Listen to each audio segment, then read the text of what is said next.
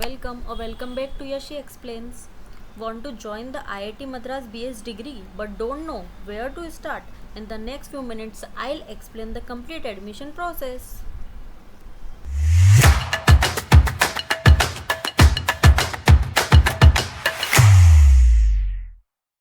सो ये हमने पहले ही देख लिया था कि कौन इसमें एडमिशन ले सकता है। तो एक बार आप लोग रीड कर लीजिएगा। Now application process. तो if you are general category, अगर आप जनरल कैटेगरी में आते हो तो आपकी जो एडमिशन एप्लीकेशन फीस लगेगी, आपको एक फॉर्म अप्लाई करना होगा।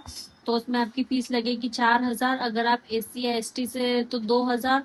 अगर आप SC ST से है और आप डिसेबिलिटी के अंदर आते हैं तो आपकी जो एप्लीकेशन फीस लगेगी 1,000। बाकी आप सब कुछ इनकी वेबसाइट से जाकर पढ़ सकते हैं।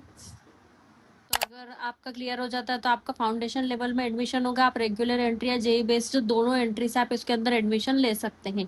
अब रेगुलर एंट्री के लिए क्या होगा, आपको 4 वीक्स का वो लोग कंटेंट देंगे पढ़ने के लिए, जिसमें आपके सब्जेक्ट रहेंगे English 1, math 1, state 1 and computational thinking. ये चारों आपको उनके पोर्टल पे मिल जाएंगे और वो आपको डैशबोर्ड पे भी दे देंगे। आपको पढ़ना है उन चारों का। आपको एक ग्रेडेड असाइनमेंट भी मिलेगा। 4 वीक का कंटेंट में 4 असाइनमेंट आपको मिलेंगे। आपको सारे असाइनमेंट कंप्लीट करने हैं और वो सारा करना है। उसी के बेस पर जो आपकी एग्जाम होगी उसी में आपको कंटेंट पूछा जाएगा। तो इसके अंदर सब कुछ लिखा हुआ है। क्वालिफाई प्रिपरेशन आपको कैसे करनी है, एग्जाम आपको कैसे देनी है, then eligibility to appear for the qualifier exam.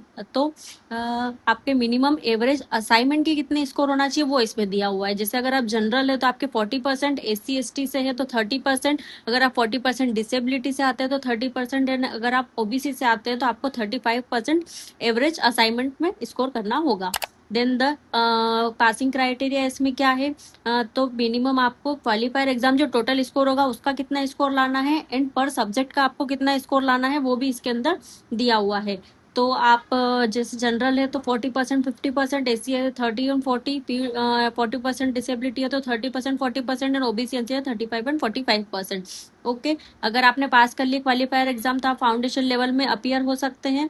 Foundation level में आपका एडमिशन हो जाएगा। देन वैलिडिटी उसकी कब तक रहेगी यहाँ पे हमको दिया हुआ है। तो अगर आपने 12th क्लियर कर लिया तो आपका जो रिजल्ट है वो 1 ईयर तक वैलिड रहेगा। एंड अगर आपने 12th क्लियर करनी है आपकी बाकी उसके पहले ही आपने एडमिशन फॉर्म फिलअप कर दिया तो आपका जो एग्जाम का रिजल्ट है वो 2 ईयर्स तक वैलिड रहेगा। ये इन्होंने पहले से यहाँ पर वेबसाइट पर इनके मेंशन कर रखा है। देन अगर आप कितना स्कोर करते हो तो आप कितने सब्जेक्ट उसमें फाउंडेशन लेवल में ले सकते हैं। तो अगर आप 50% या उससे कम स्कोर करते हो तो आप अप टू 2 कोर्सेज ले सकते हैं। अगर आप 50% से 70% तक स्कोर करते हो तो 3 कोर्सेज ले सकते हैं। अगर आप 70% या उससे अबोव करते हैं तो आप 4 कोर्सेज उसके अंदर ले सकते हैं फाउंडेशन लेवल के अंदर। देन इसके अंदर री अटेम्प्ट का भी हमको दिया हुआ है।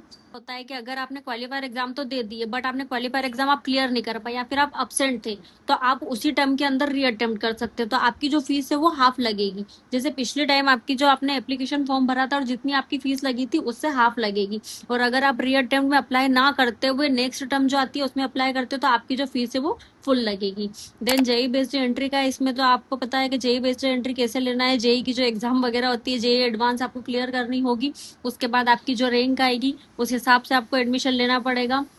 तो इसमें दिया हुआ है कि जेई एडवांस आपको क्लियर करनी होगी। उसके बाद आपको 4 कोर्सेज मिलेंगे पढ़ने के लिए, English 1, math 1, state 1 and computational thinking. आप अपनी अकॉर्डिंग चूज कर सकते हैं सब्जेक्ट को कि आपको कितने लेने हैं। ओके, एंड जब वो पूरा वेरीफाई कर लेंगे कि हाँ आपने जेई में इतना स्कोर किया है और ये सब, उसके बाद आपको वो डायरेक्ट फाउंडेशन लेवल में एंट्री दे देंगे। तो मैं एक बार ब्रीफ में एक्सप्लेन कर देती हूँ कि आपके जो फॉर्म फिलअप करना होगा, अप्लाई करना होगा, उसके बाद वो लोग आपको कंटेंट पढ़ने के लिए देंगे। आपको पढ़ना है, आपको ग्रेडेड असाइनमेंट से क्लियर करना है और ग्रेडेड असाइनमेंट में अच्छा स्कोर करना है, तब जाकर आप क्वालिफायर एग्जाम दे सकते हैं। और क्वालिफायर एग्जाम अगर आपकी क्लियर नहीं होती है तो आप री अटेम्प्ट भी दे सकते हैं। और री अटेम्प्ट का एक बेनिफिट ये है कि अगर दोनों में जो फर्स्ट आपने क्वालिफायर दिया और री अटेम्प्ट दिया है उसमें से दोनों में से जिसका हाईएस्ट स्कोर रहा है, आपका क्वालिफायर री अटेम्प्ट दोनों में से जिसका हाईएस्ट स्कोर रहता है वो लोग उसको वैल्यू देंगे और उसके हिसाब से आपके मार्क्स को कंसिडर वो करेंगे। तो आप मेक श्योर कीजिएगा कि आप अच्छे से अच्छे स्कोर करें।